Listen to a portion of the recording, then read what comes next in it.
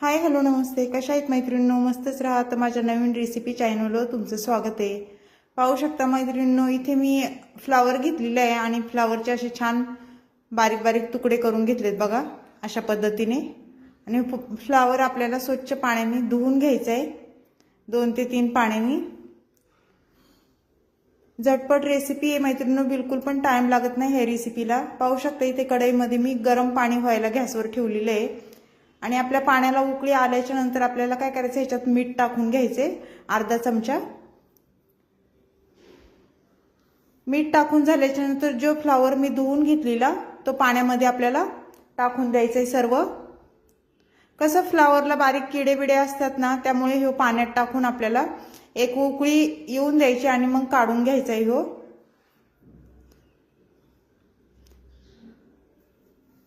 तर पाहू शकता सर्व फ्लावर मी पाण्यात टाकून घेतलंय आणि 1-2 मिनिटं आपल्याला हे फ्लावर पाण्यामध्ये असंच ठेवायचंय, गरम पाण्यामध्ये. मग जे काही जंतू असतील ते मरून जातात मिठाच्या पाण्यामध्ये. तर इथे साहित्य घेतलंय, पाहू शकता. एक टमाटा घेतलाय मीडियम साईजचा मी बारीक चिरून.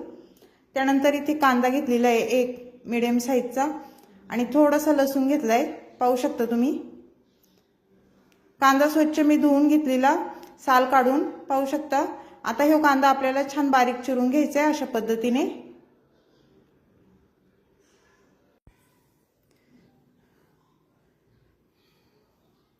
तर मैत्रिणींनो, चॅनल कोणी नवीन असेल तर लाईक सबस्क्राईब करायला विसरू नका. छान छान कमेंट करा. व्हिडिओ कुठून पाहताय कमेंट करून नक्कीच सांगा.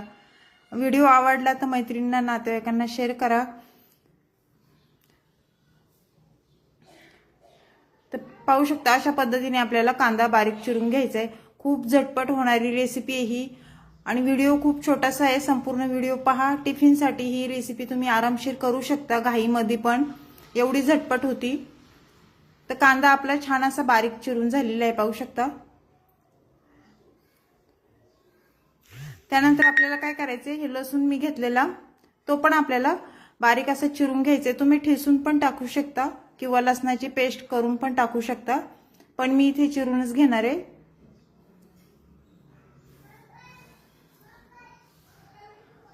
साधी सोपी रेसिपी आहे मैत्रिणींनो, जरा पण टाइम लागत नाही आणि जास्त काही साहित्य लागत नाही ह्या रेसिपीला. थोड्या साहित्यामध्ये ही रेसिपी होऊन जाते.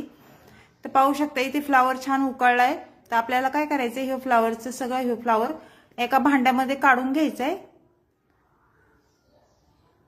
अशा पद्धतीने.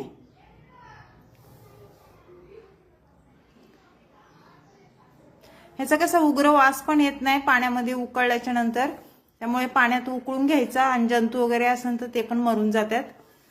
किडे असतात बारीक बारीक, आळ्या वगैरे. तर इथे गॅसवर मी कढई ठेवली आणि त्याच्यामध्ये मी 1-1.5 पळी तेल टाकून घेणार आहे बघा. तेल तुम्ही तुमच्या अंदाजे कमी जास्त करू शकता, तुम्हाला जसं तेल लागेल त्याप्रमाणे तेल टाकू शकता. आणि तेल तापल्याच्या नंतर आपल्याला इथे मोहरी टाकून घ्यायची बघा, जिरी मोहरी.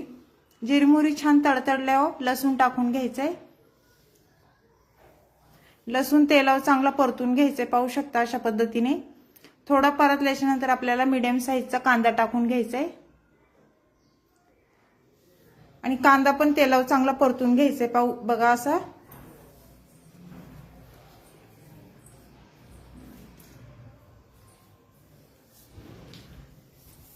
कांदा थोडा परतल्याच्या नंतर आपल्याला इथे टमाटर टाकून घेणार आहे मी. मीडियम साईजचा एक टमाटा मी बारीक चिरून घेतलेला तो टाकून देऊया.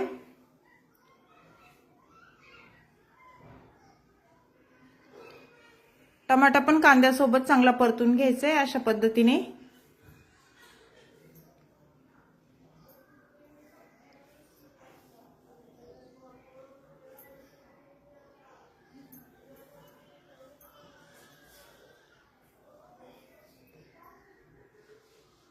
पाहू शकता छान कांदा टमाटा परतल्याच्या नंतर आपल्याला 1 चमचा इथे हळद टाकून घ्यायची.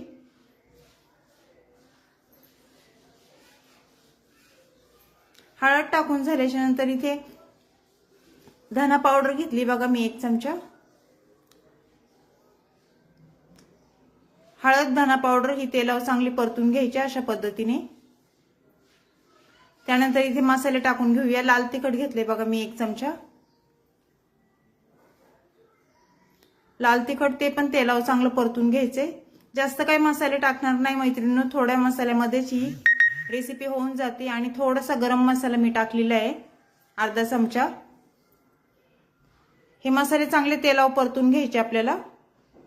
परतून झाल्याच्या नंतर ह्याच्यामध्ये फ्लावर टाकून द्यायचे। बघा सर्व फ्लावरचं मी पाणी काढून घेतलेलं, फ्लावर टाकून दिलंय आणि फ्लावर पण आपल्याला मसाल्यामध्ये चांगला परतून घ्यायचा आहे। सुकी भाजी ही खूप छान होती, टिफिनसाठी तुम्ही करून बघा आणि झटपट होणारी रेसिपी आहे, बिलकुल पण टाइम लागत नाही।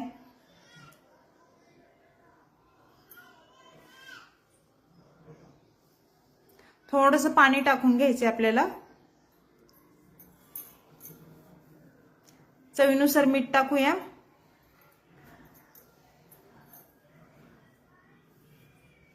मीठ टाकून झाल्याच्या नंतर एकदा परत छान मिक्स करून घ्यायचे।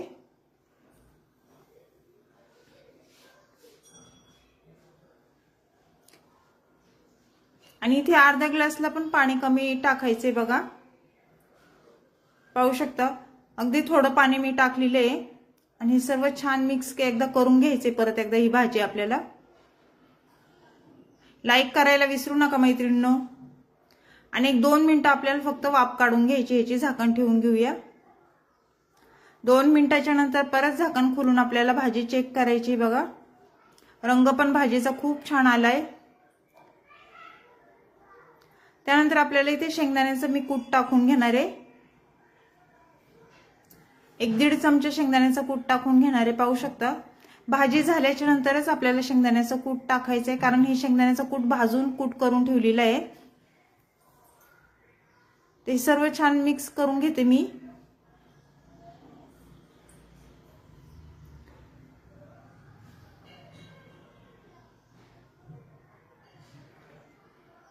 एक मिनिट फक्त झाकण ठेवायचे आपल्याला, वाफ काढून घ्यायची फक्त। 1 मिनिटाच्या नंतर झाकण खोलून पाहायचंय आपल्याला।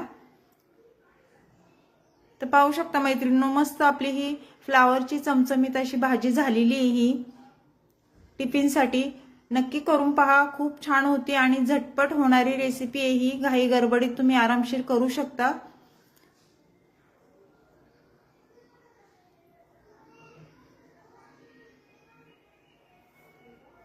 तर मैत्रिणींनो, ही रेसिपी तुम्हाला कशी वाटली मला कमेंट करून नक्कीच सांगा। चॅनलला कोणी नवीन असेल तर लाईक सबस्क्राईब करायला विसरू नका। छान छान कमेंट करा, व्हिडिओ कुठून पाहताय कमेंट करून नक्कीच सांगा। आणि अशा पद्धतीने ही रेसिपी तुम्ही फ्लावरची भाजी करून बघा। अशीच रेसिपी घेऊन मी पुन्हा हजर होईन।